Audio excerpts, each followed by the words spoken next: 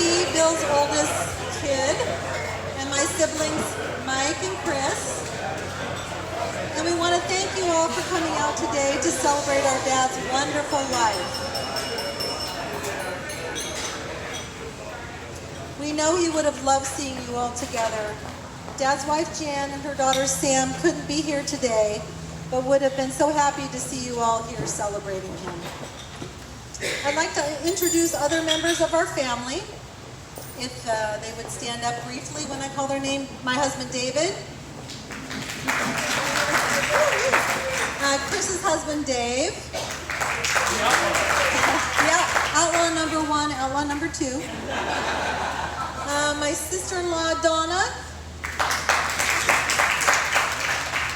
And then all those that call Dad Papa Bill. Jennifer, there we go. Her daughter Bella. Alicia. And her daughter Alyssa. And Alyssa's boyfriend Paul. And I don't know where the rest of the group is. Oh, John. Boyfriend John. And then my son Matt, who's out somewhere. Yeah. Dad was an incredible person, as I'm sure you all know. The best role model. When I was young, and really always, I wanted to make him proud. I never wanted to disappoint him or our mom. He would tell me as a young kid, Kathy, you are the oldest, and you have to set the example for your brother and sister. Well, the first few times he said that to me, I was pretty intimidated. That was a tall order. But really not too hard, because I had the best example right in front of me, him. Oh, there's my son, Matt. His grandson. Dad had high expectations for us kids, but nothing we couldn't live up to. And he was always, always our biggest cheerleader. I feel so grateful to have had as much time with my dad as I did. I miss him so much already and will forever remember having the most incredible dad. My siblings and brother-in-law have a few things to say, and then after that, if anyone else would like to come up and say a few words, share a story or a memory, we'd love to have you come up to the microphone. Also, we have cards, memory cards on the tables and at the back table when you first came in. If you want to write something, a short memory or story about Bill, don't forget, put your name on it so we know who wrote it. We'd appreciate it. Thanks so much.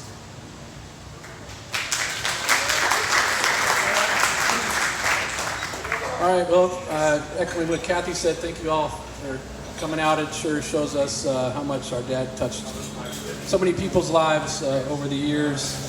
I thought I'd talk about Dad in just a little bit of a different way and talk about all the different hats that Dad used to wear. And trust me, Dad had a lot of hats. We didn't bring them all today because it would be a truck full, but he wore a hat. First of all, his coaching hat.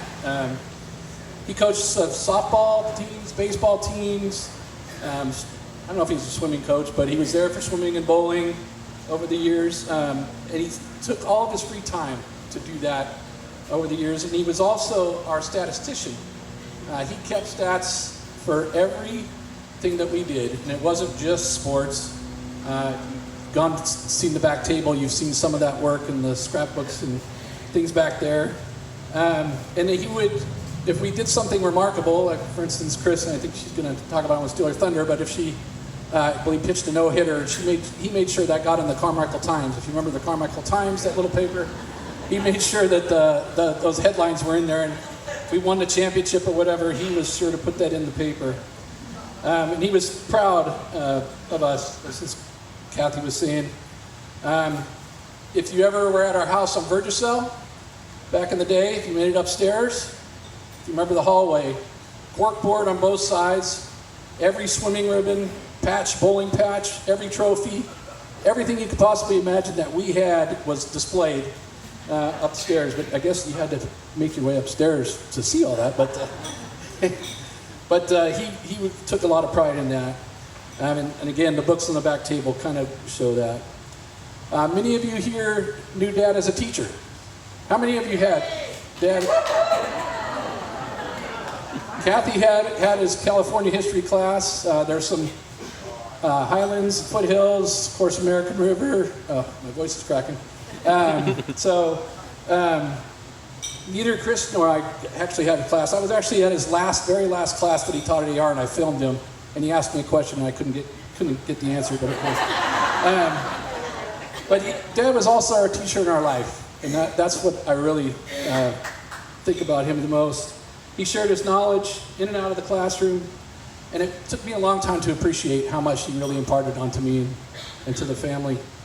I think some of the boys, my boys here, remember sitting around the Virgicel table one night. It was late, Friday night. I'm sure there was some cocktails flowing, and he told us stories about Abe Lincoln and these remarkable history things, and I remember just thinking how cool that was back then. I didn't realize it as much as I do now.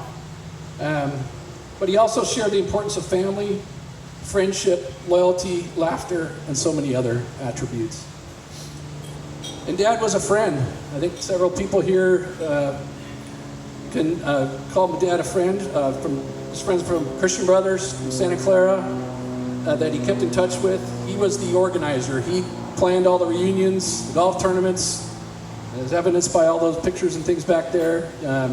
He kept everybody in contact. I took him to some of his last Christian Brothers reunions over the last few years when he was still able to get out, and it was amazing how fun that was just to see him get together with his buddies. So, and of course, you know, Dad is a golfer. Probably many of you here that have experienced that. Dave's going to talk more about that, but it was Dad's favorite thing to do. And as we were going through all of this stuff, and believe me, there was a lot of stuff, we found that Dad kept every scorecard from every round of golf that he played. When we're talking thousands of golf cards. His very first golf card is back there on the table from April 1964, El Dorado Hills. And then there's one right after it from here, from Hagen Oaks. In fact, I was going to show the course, that one. And he would write on them. He'd date them, who played. I won't talk about all the betting and stuff. Dave's going to talk about that I think a bit. But he was known to be very certain to be playing for money, even though it was dimes and quarters and things like that. But the best golf memory for me was our 40th and 70th birthdays when we got to play Pebble Beach together. So that was really special. So, and if you've been around Dad, which obviously all of you have, Dad had a lot of sayings, or we call them Billisms, that he had over the years. I'm just going to read through a lot of these kind of quickly. He used to tell us growing up, and I'm hoping he was aiming it at me, but he told my sisters too. He says, "Eat that, it will grow hair on your chest. Get your own riders. If I do say so myself." And if you happen to let out a little burp, he would say, "Did you get any on you?" And then, of course, he would yell at anybody that wouldn't come out and play golf today. He'd call them a fair weather golfer. And then there are also fair weather fans if they wouldn't go watch a sporting event. And then if you were on the golf course and the pace wasn't fast enough, you'd certainly hear Dad, "Move it. I want to get home by midnight." Or, "Move around, you're killing the grass. Don't hurt yourself. Watch it. Let's get this show on the road." And then, "I don't care what they say about you. You're all right." And if you were here today, he probably would have said it already many times. They let anybody in here. And lastly, Dad's hat was that of being a dad. And he's not only our dad to us, but to David and Jan's daughter, Sam, and to Donna. And of course, he's Papa Bill to all the kids and grandkids. He loved his family and shared everything with us. He and our mom made sure to put family first. Sports, birthdays, holidays, and Christmas certainly was an important and very traditional. If you've seen the back table, you can see the Lionel train back there. I'm pretty sure it's 1938, but I'm trying to find the date on it. But that's the actual one that he got when he was a little kid, underneath the Christmas tree every year. And of course, we'll never get rid of that, but it was an awesome thing. And then, of course, we'd go to Omo Ranch. If anybody knew Omo Ranch, to cut down a Christmas tree with neighbors from Calistoga, and where we lived way back in the up until 70, I think, right? Yeah, 1970. So, and then on a final note, I'm sure you've all seen, or many of you have seen the Progressive commercials where Dr. Rick is helping the young adults to not become their parents. You seen those? Yeah. Well, that wouldn't work for me because I want to be everything just like my dad.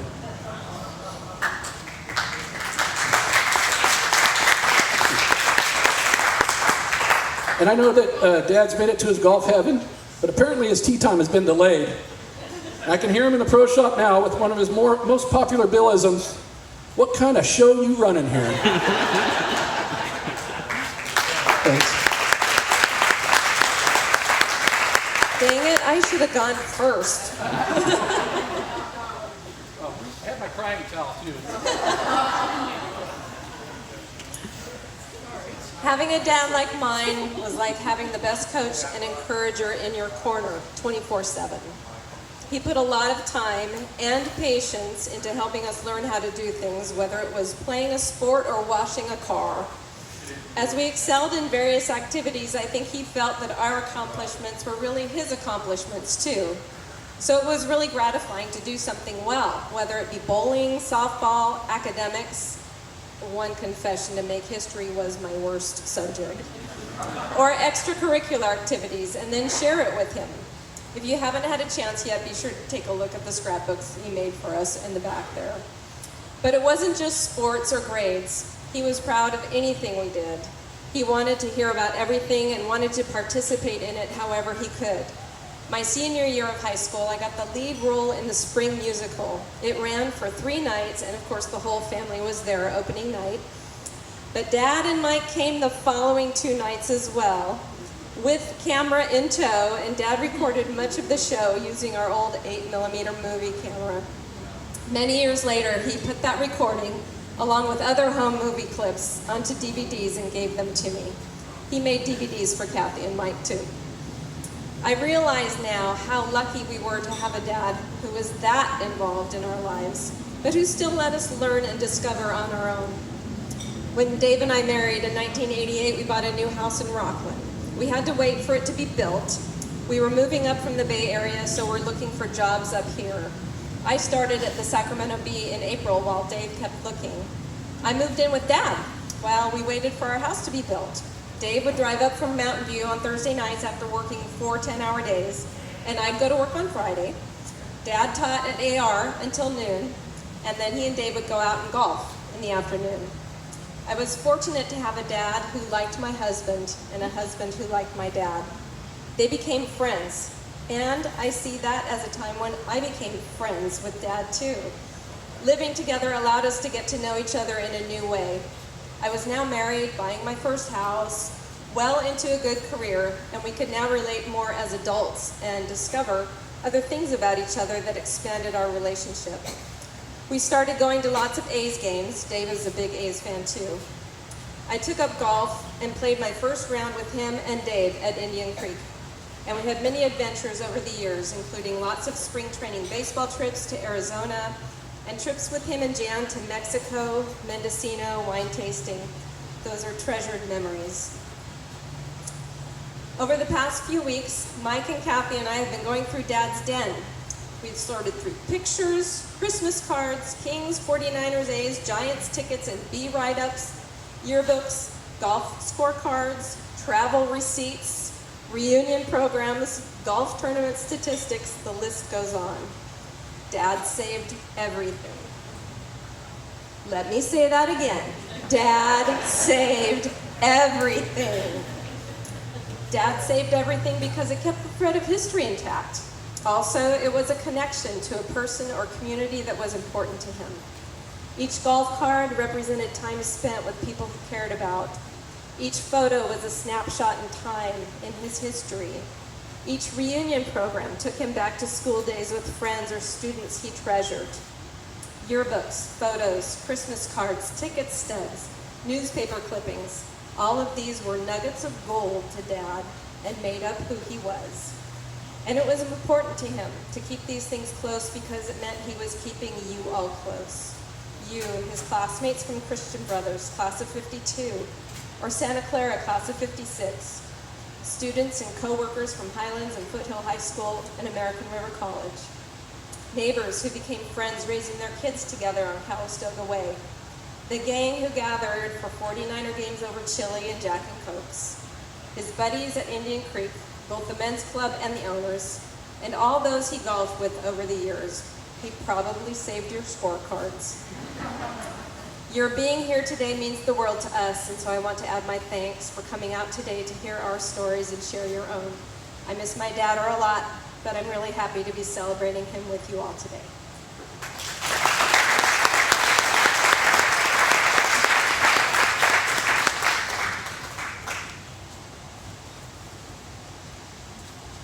I have trouble talking and holding a microphone at the same time. So, hold it real close. Okay. See? Well, you're a good-looking group, except for one person. This is one of Bill's common sayings, expressions. He would often use this when meeting up with another foursome on the golf course. I'm Dave Backus, one of Bill's son-in-laws, as they said. Bill frequently referred to me as son-in-law. He did it so often that some of his golf buddies would sometimes address me as such, like, "Hey, son-in-law, get the pin." I met Bill in the fall of '86. My girlfriend at the time, Chris, and I drove up to Sacramento to visit him. When we arrived, he had just finished vacuuming the carpet in his townhouse. Now you may be wondering how I managed to remember such a seemingly insignificant detail like that. Well, Bill was rather meticulous about things. When he vacuumed, he was very careful to vacuum in a straight line so the nap of the carpet was perfectly lined up. It looked a little like a freshly mowed outfield grass at a professional baseball park. It actually pained him when visitors like me walked on the carpet disturbing those freshly vacuumed lines. Now, I'm the type of person that would not even think about how the nap laid when vacuuming. And as far as my vacuuming goes, let's just say my relationship with our vacuum cleaner is surely not what Chris hoped it would be. That was one of the differences between Bill and myself. Bill was more of an extrovert, I'm an introvert. In other words, Bill was very good at keeping in touch with all his friends. He kept in touch with his high school friends, college friends, his work colleagues, and everybody in between. Me, not so much. However, Bill and I had a number of things in common. We both loved baseball, we rooted for the Oakland A's, I liked history, Bill was a history professor, we both shared a good sense of humor, we both liked golf, and of course we both were fond of his daughter, Chris. Bill and I got along right away. It was easy to feel comfortable with Bill. Bill was affable. Bill liked to tell stories, and you could tell he was about to tell one when he started with the phrase, "I'll never forget." They were mostly interesting, especially the first time. Stage two. One of Bill's most admirable qualities was his ability to laugh at himself. That's a very likable and underappreciated quality to have. If you think about all the people you know, being able to laugh at yourself is not all that common. Many of us can laugh at ourselves sometimes, but it's few who can do it in most any situation. And in my experience, Bill was one of those. He did it as well as anybody I ever met. I love that about him. It made it easy to be with him. Where am I? Lost my place. Yeah, he had an ego like everybody else, and he could be proud, but he never seemed to let it get in the way of dealing with others. Well, the first time I beat him at golf, he did have his friend Carl come serve me divorce papers at my birthday dinner. It was a generous 50-50 split, with half of everything I owed going to Chris and the other half going to him. It's hard to think about Bill without thinking about golf. He loved to golf, and everyone I knew liked playing with him. He was very popular at the club at Indian Creek. He was very popular with Mike's friends, as well as many others. He just had a way about him. He remembered everybody. He treated everyone kindly and was very encouraging, unless, of course, you were about to take the shot that could potentially beat him.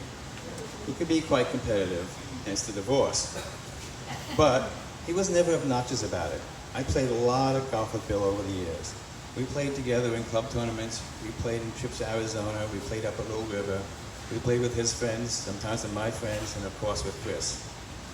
You can tell, you can learn a lot about someone playing golf with him. Golf is an individual sport, and as such, when mistakes and bad shots happen, there's no one to blame but yourself. And few of us are very good at blaming ourselves.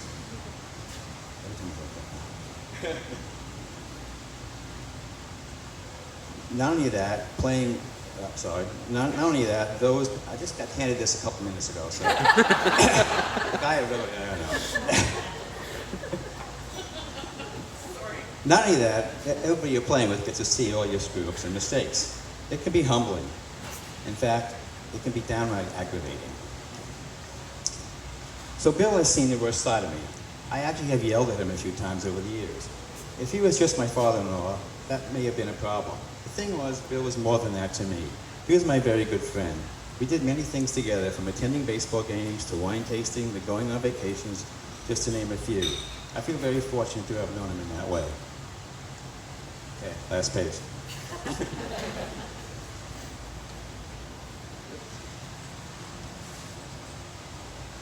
After I retired, I joined Bill's Tuesday and Thursday golf group. As you may know, Bill insisted on playing these betting games and playing around with him. The bets were for small amounts. There was a 50-cent Nassau on score, as well as a 50-cent Nassau on putts. While Bill was one of the better golfers of the group, he was clearly the best putter. Hence, the same bet for putts and score. There are 50-cent bets on closest to the pin on all par threes. There are 50-cent team bets on the 6, 6, and 6 with those ever-fluid pressing rules. There were like a dozen 10-cent bets on anything you could think of, like making a par under various conditions, such as chipping in from off the green, or having been in the sand trap, or having hit a tree, even after landing on a leaf. There's more, but I think you get the picture. At the end of the round, Bill would carefully do all the calculations, let us know who we owed and who owed us. If you had a great day, you might win $5. But if you like the big winner would end up ahead by about 3. Bill eventually made a rule that the big winner for the day had to buy a round of drinks. Some of us drank beer at the time, costing maybe $2. Some soda, costing $1. But Bill, he drank bourbon and Coke, costing about $4. You can do the math, and as you might suspect, there were a number of complaints lodged over the years. But after listening, Bill would simply explain everyone was free to get a bourbon and Coke too. As I recall, his friends were less than thrilled with his logic. Bill kept strict records to the point that he tracked who paid up and who didn't. He once called me at home to tell me I owed his friend Jim 20 cents from the previous week and wanted to make sure I brought it with me this week. I was sure glad he did. After all, who leaves the house carrying that kind of money? Bill was sentimental, very family-focused, and he put family, particularly his kids, first. Even though I was just an in-law, he treated me as if I was more than that. Bill was caring, patient, engaging, and generous. Bill was one of my favorite people, even if he was my father-in-law. I have many fond memories of golfing with Bill, and I miss playing with him. But it's not so much the golf I miss Bill. I love the guy.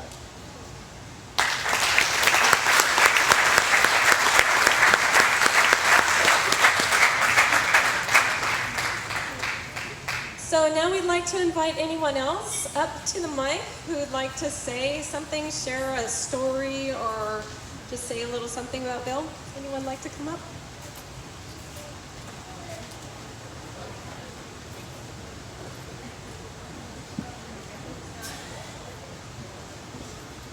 Yeah, hold it. I hope many more will come up. I only have a couple of brief things to mention. I was in the high school class of 63. Louder? Still louder? Okay. Class of Highlands High School class of 63. And I had Bill for civics. And one thing that resonated with me, and I don't know whether it resonated with the other students, was the fact that if you want to be a good citizen, you should read the newspaper every day. And so I took that to heart, and throughout my life, that has happened.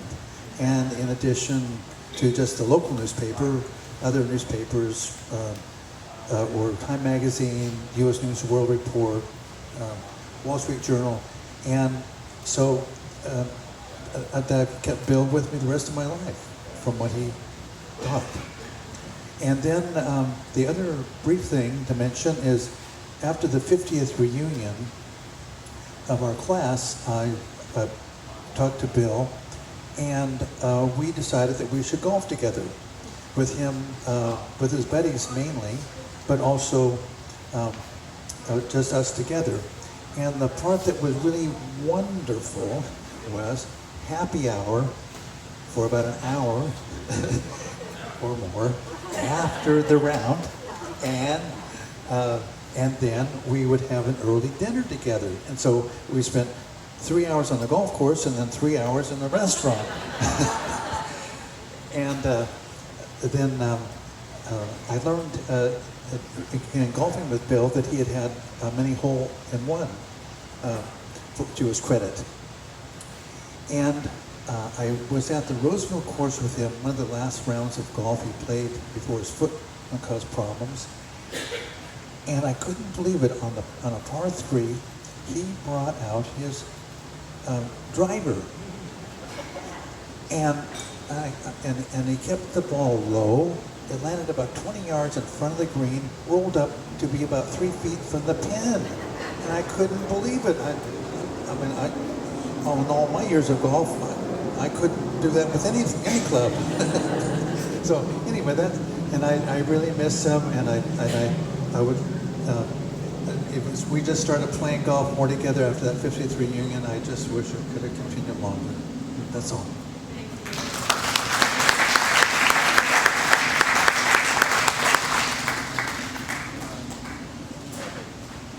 Who else would like to come up?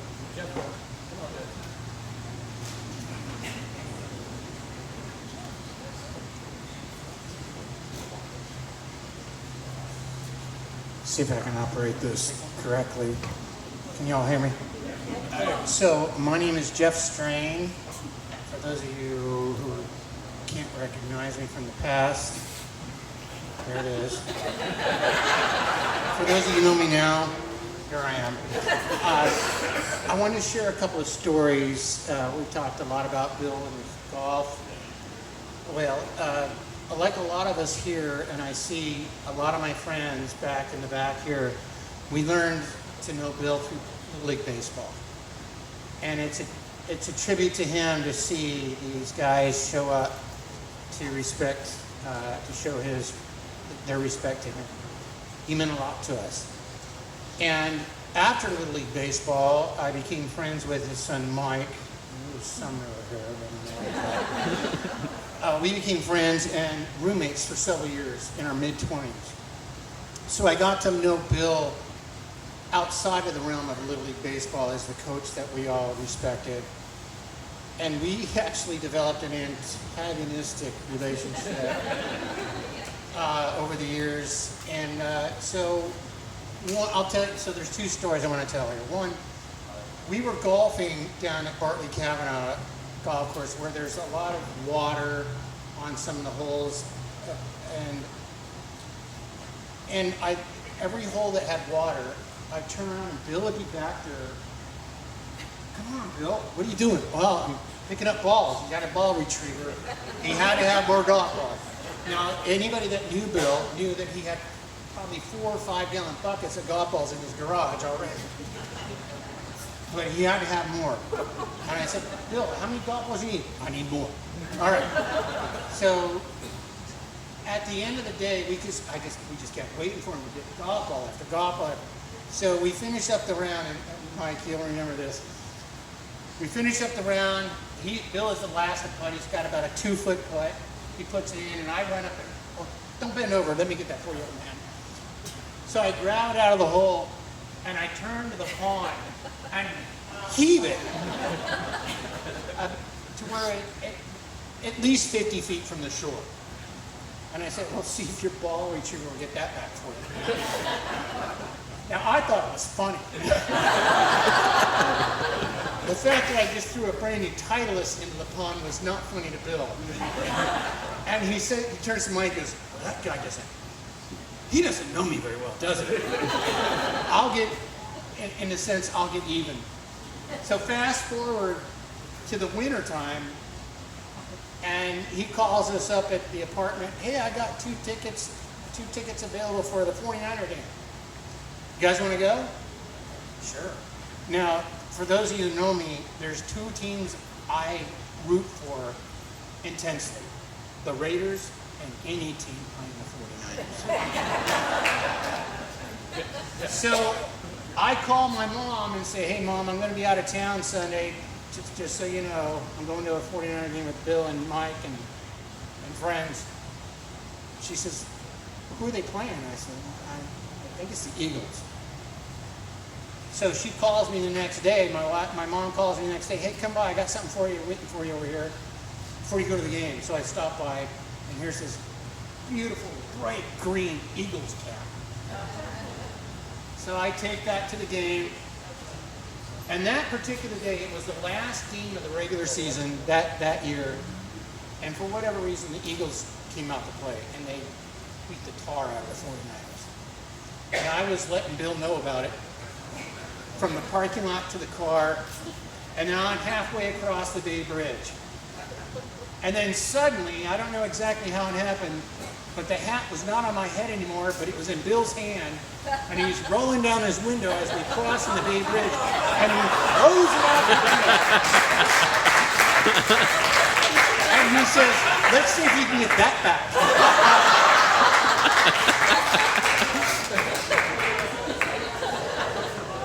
Touche. Anyway, you know, we all miss him. He's a great guy, well respected, and you know, I'd give anything to play another round of golf with him, and sure, I'd still chat him a little bit too. So, anyway.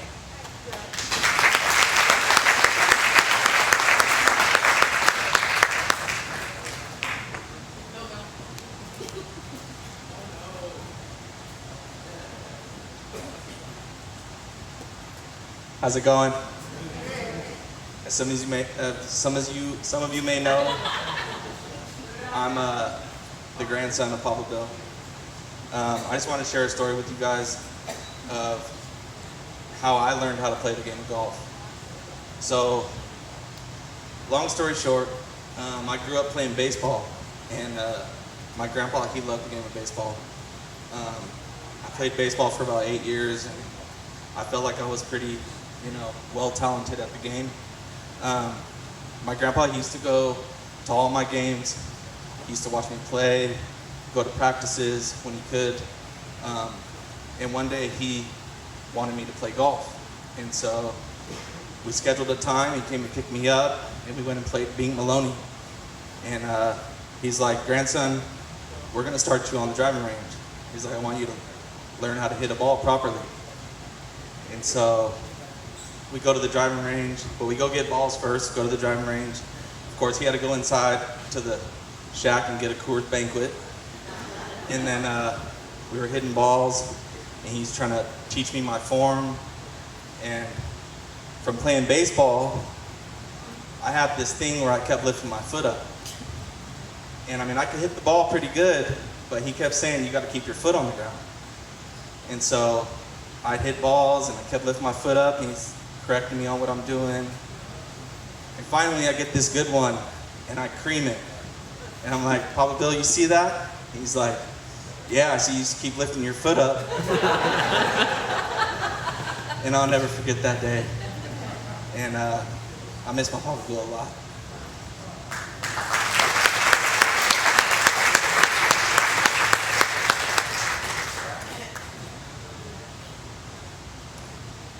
Anyone else like to come up and say a word?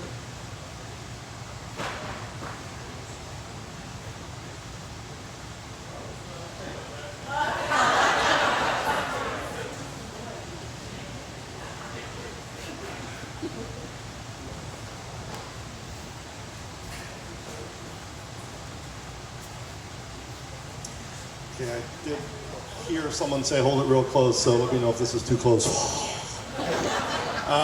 Real fast story. I have more than one, I'll just share the one. So we were probably, my name tag, just on my coat. So I'm Steve, I've been buddies with Mike since 82, I guess, right after we graduated from high school. So I've known all these guys here since 82. I went to a different high school. I did go to Christian Brothers my freshman year, though, I will say that. And then I realized there's no girls here. I can't go here next year.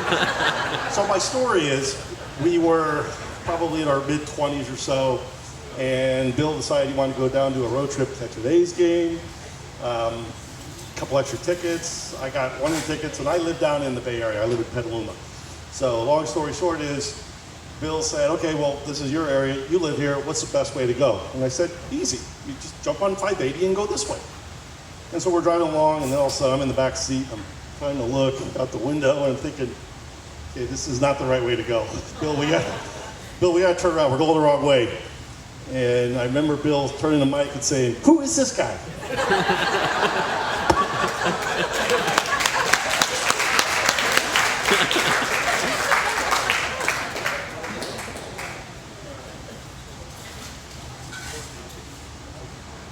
Anyone else?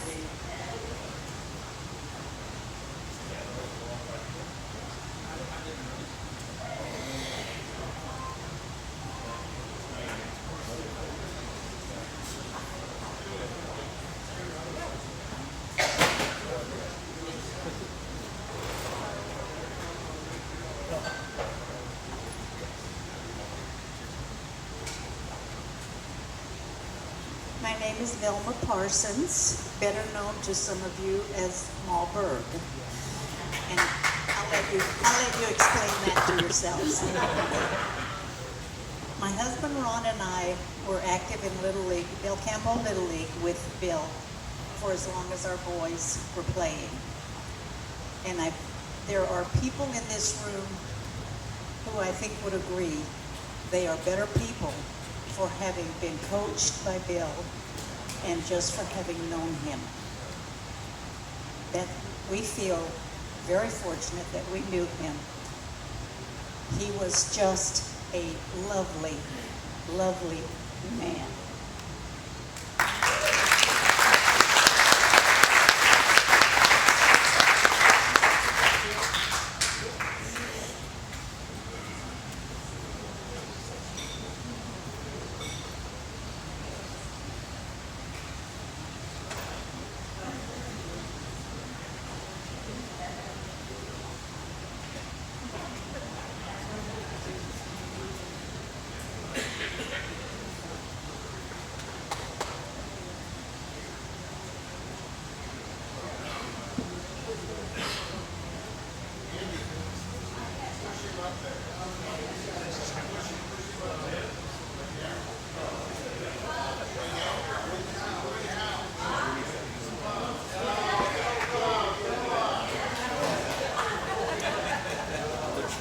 Just got tricked into walking up here.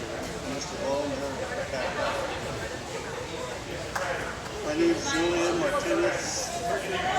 Closer. Everybody that doesn't know me, I'm Julian Martinez. I had the pleasure of coaching some baseball with Bill. About 3 of the best years of my baseball life. And I'm not real good at this public speaking. So I had a bunch of guys that were back there hiding behind me. But I just wanted to say that he was one of the best people that I ever have been affiliated. So I'm out.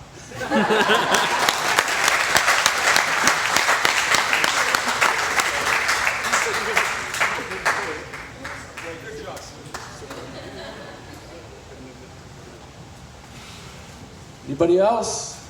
Oh man, this is too much. Please.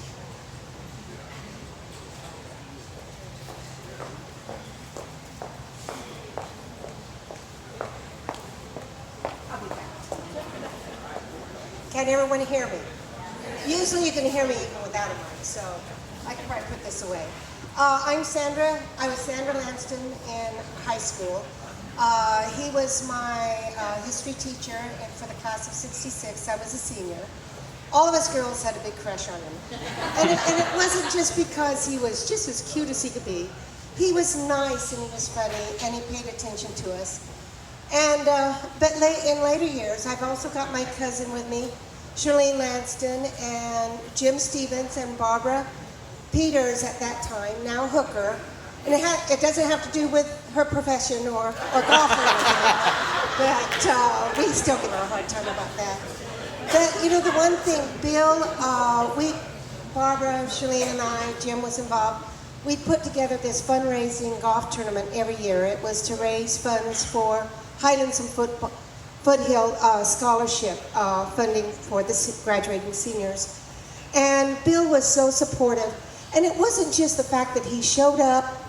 It was the fact that he was just so full of praises for the committee, and it meant a lot. I mean, we always raised money and we always had a good time, but he was one of the few that said, thank you. You know, he knew it was a lot of work, and he felt we did such a good job, and I really felt badly because he did hurt his foot, and Ed, I'm forgetting your last name. I want to say Fisher. What's your last name?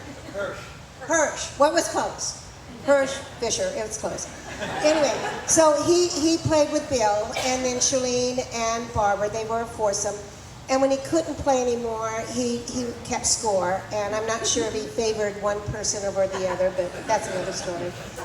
But anyway, but he was so supportive, and I know he would email me, and I believe he emailed Shalene and Barbara saying how wonderful, and he thought of us girls to do this.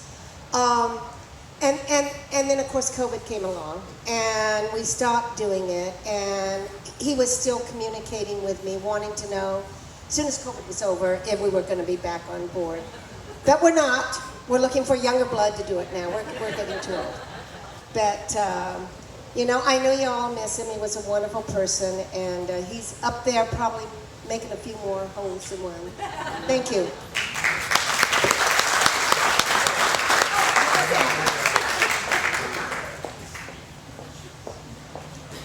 I just wanted to add on something Sandra said about the golf tournament, and Charlene and I and Barbara were golfing together as a foursome. And I was driving Bill in the golf cart, and he turned around at me once and he said, "You're too boring. I want to go with one of the girls. They're better." And so I don't know whether this strikes anybody's memory about Bill, but that's what happened.